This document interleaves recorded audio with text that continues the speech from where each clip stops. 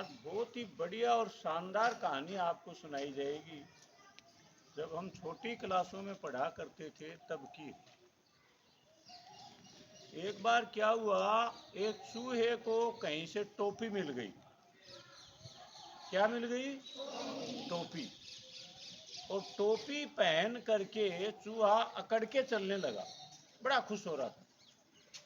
तभी उड़ता हुआ एक कौवा आया और उसकी टोपी चोंच में पकड़ करके उड़ गया और जा करके नीम की डाली पर बैठ गया।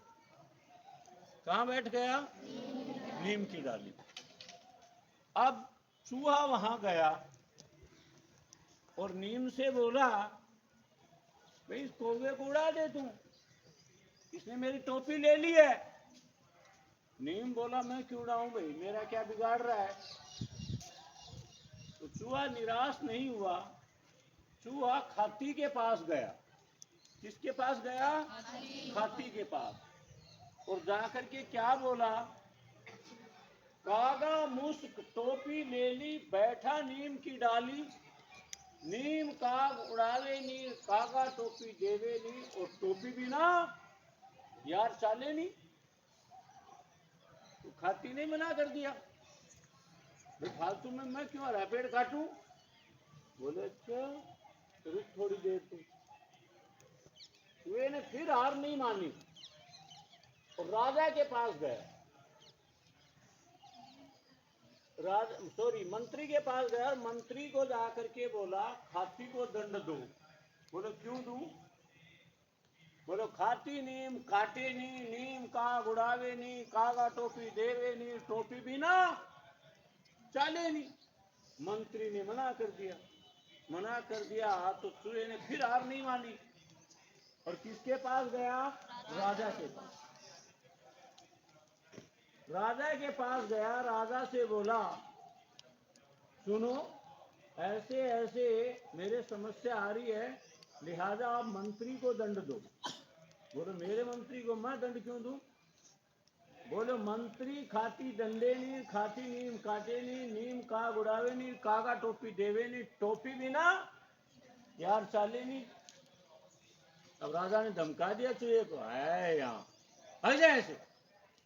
फिर हार नहीं मानी चूहे ने। रानी के पास गया, रानी जी आप राजा से रूठ जाओ। बोलो मैं क्यों रूठ जाऊं, अपने पति से, राजा है वो और मुझसे बहुत प्रेम करते हैं, मैं क्यों रूठूं, कारण बताओ। बोले राजा मंत्री दंडे नी, मंत्री खाती दंडे नी, और खाती नीम काटे नी, नीम काग उड़ावे नी, कागा टोपी देवे नी, टोपी बिना यार चाले नी। रानी ने मना कर दिया, मैं तो राजा से नहीं रूठूंगी। तो फिर चूहे ने फिर हार नहीं मानी। चूहा सांप के पास गया और सांप से बोला जा करके, आप रानी को डस लो। बोले क्यों, मेरी कयामत आई हुई है, क्या बात है। बोले रानी राजा रूठे नहीं, राजा खाती डंडे नहीं, खाती नीम काटे नहीं, नीम काग उड़ावे नहीं, कागा टोपी देवे नहीं, टोपी भी नहीं यार चाले नहीं। सांप ने भी मना कर दिया। तो फिर लास्ट में चूहा हार नहीं मानते हुए चिंटियों के पास गया और चिंटियों को क्या बोला, अरे मेरी बहनों मेरी लाज बचा लो। तो क्या बात है भैया, चूहे भाई साहब क्या बात है। बोले ऐसे ऐसे मेरे साथ बड़ा घोटाला हो गया। एक कौवा था, उसने मेरी टोपी छीन के नीम पे बैठ गया, नीम को कहा तो उसने काग नहीं उड़ाया। अब मैं खाती के पास गया नीम कटवाने, खाती ने मना कर दिया। खाती को दंड दिलाने के लिए मैं राजा के पास गया, राजा ने मना कर दिया। राजा के मना करने पर मैं रानी के पास गया, तुम राजा से रूठ जाओ, उसने मना कर दिया। फिर तुमने क्या किया, फिर मैं सांप के पास गया, सांप को कहा रानी को डस लो, सांप ने मना कर दिया। मैं थक हार करके अंतिम बार आपके पास आया हूं, मेरी बहनों मेरी लाज बचा लो। और चिंटियां इतनी परिश्रमी होती हैं, आपने देखा होगा रात को एक सरप के भी चिपट जाए ना वो, तो सुबह सुबह सरप की हड्डी हड्डी बसती है, सारा ले जाती है वो अपने बॉम्बे में। तो चिंटियां चल पड़ी, चिंटियां चल पड़ी, तो सांप ने चिंटियों को आता हुआ देखा तो डर गया, बोलो मुझे क्षमा करो, अभी मैं रानी को डसता हूं। जब सरप अपना फन तान करके रानी की ओर बढ़ा, तो रानी तुरंत बोली मुझे मत काटो, मैं अभी राजा से रूठ जाती हूं। राजा से रूठने के लिए कोप भवन में रानी चली गई। तो राजा को पता चला, तो राजा बोलो हाथी की क्या औकात है, अभी दंड देता हूं उसको, पकड़ के लाओ उसको। अब जब राजा के संदेश वाहक गए खाती के पास, तो खाती की क्या औकात थी, थर्रा उठा, बोलो मुझे क्षमा करो, मैं अभी जाके नीम को उड़ा देता हूं। वो आरी लेके बसोली लेके उधर बढ़ा, तो उसको आता हुआ देखा, तो नीम घबरा गए, तो फिर वो काटेगा। लिहाजा नीम ने अपनी टहनी जोर से हिलाई, जोर से हिलाई तो कौवा कांव कांव करके उड़ने लगा। मुंह में टोपी थी, वो छुट के नीचे गिर गई।